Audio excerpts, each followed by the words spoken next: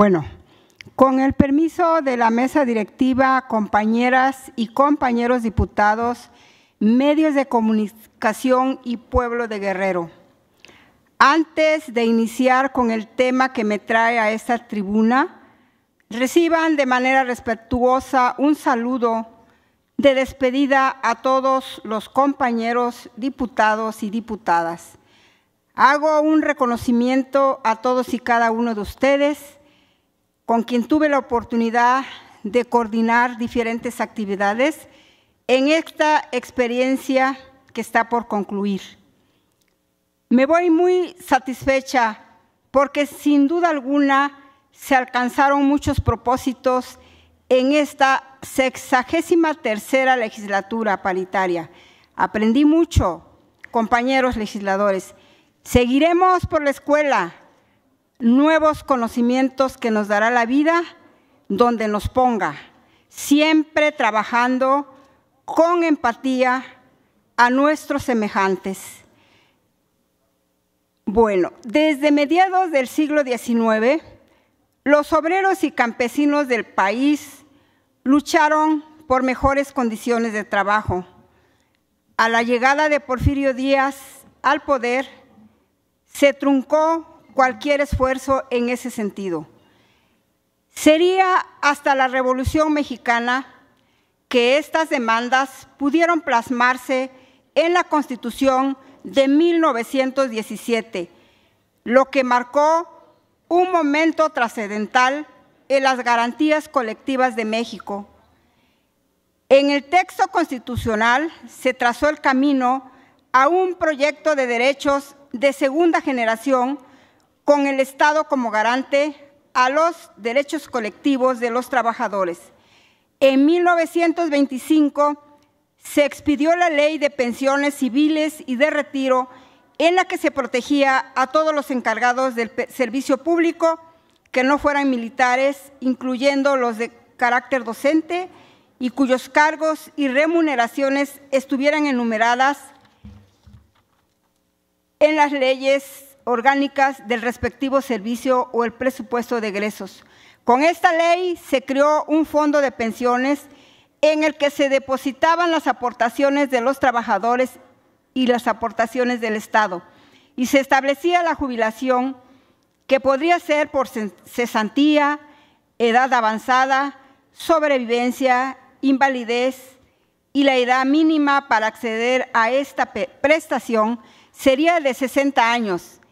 El ingreso de los jubilados era un porcentaje del promedio del sueldo percibido en los últimos 5 años de su vida laboral. Con la promulgación de la Ley del Seguro Social en 1943, se establecieron los distintos seguros a los que los trabajadores tenían derecho y se limitó la cobertura a trabajadores formales de las empresas paraestatales, privadas o de administración social. Entre estos seguros estaban los de accidente de trabajo, enfermedades profesionales, enfermedades no profesionales, maternidad, invalidez, vejez y muerte, así como cesantía involuntaria en edad avanzada. En 1959 nació el Instituto de Seguridad y Servicios Sociales de los Trabajadores del Estado, ISSSTE, que también administraría de manera propia las pensiones de dicho sector.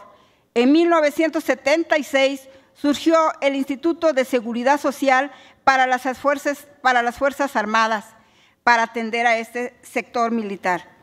En nuestro país, la privatización de los ahorros de los trabajadores comenzó en el año 1992, el 10 de febrero de ese año. Carlos Salinas de Gortari envió al Congreso de la Unión una serie de reformas y adiciones a la Ley del Seguro Social, a la Ley del Impuesto sobre la Renta y a la Ley de Infonavit, por las que se crearía el Sistema de Ahorro para el Retiro, SAR. Dichos cambios transfirieron a la banca recién privatizada el 2% del salario de cotización del trabajador para el Fondo de Retiro y el 5% relativo a Infonavit para el Fondo de Financiamiento a la Vivienda. La idea era que el monto acumulado etiquetada para el fondo de retiro sería devuelto a los trabajadores una vez que ejercieran su derecho a la jubilación. Con ello se establecía el primer mecanismo de ahorro complementario obligatorio en el país y se acababa el primer mecanismo de ahorro por cooperación. En el camino al cambio de esquema pensionario se constituyeron cuentas individualizadas en 1993 y se formó la Ley del ISSSTE para introducir el SAR. Con Ernesto Zedillo en la presidencia, a finales de 1995, en el Diario Oficial de la Federación, se publicó la nueva Ley del Seguro Social que entró en vigor el 1 de julio de 1997. Desde entonces sería por medio de un esquema de capitalización individual que todos los nuevos trabajadores podrían alcanzar un monto de retiro. En ese sentido, el Estado fue sustituido por las administradoras de Fondo para el Retiro, AFORE. En la administración e intervención de los recursos ahorrados, lo mismo ocurrió con los trabajadores del Estado tras la reforma a un sistema que entró en vigor en 2007.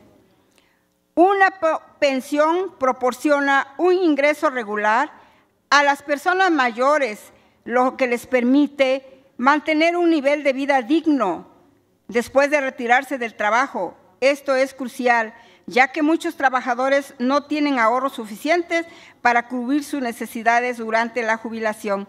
Las pensiones ayudan a prevenir la pobreza en la vejez y reducir la vulnerabilidad, especialmente en un contexto donde la esperanza de vida está aumentando. Sin un ingreso garantizado, muchos adultos mayores podrán enfrentar dificultades económicas severas.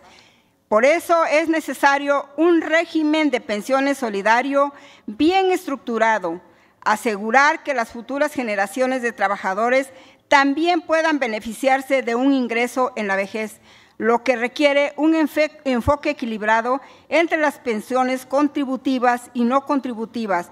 Una de las iniciativas del presidente Andrés Manuel López Obrador pretende revertir estas reformas neoliberales de gobiernos anteriores que le causaron daño a la clase trabajadora de nuestro país.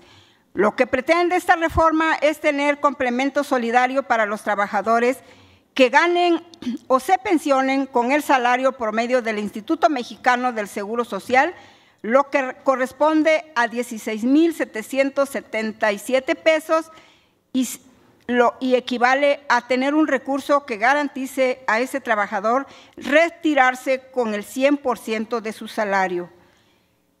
Impulsar una reforma constitucional que permita una vida digna a la clase trabajadora que dio su vida, que aportó su juventud para el desarrollo de nuestro país y de nuestro Estado, con una jubilación digna, es justo para todos los trabajadores y así garantizamos un país democrático y con bienestar. Muchas gracias.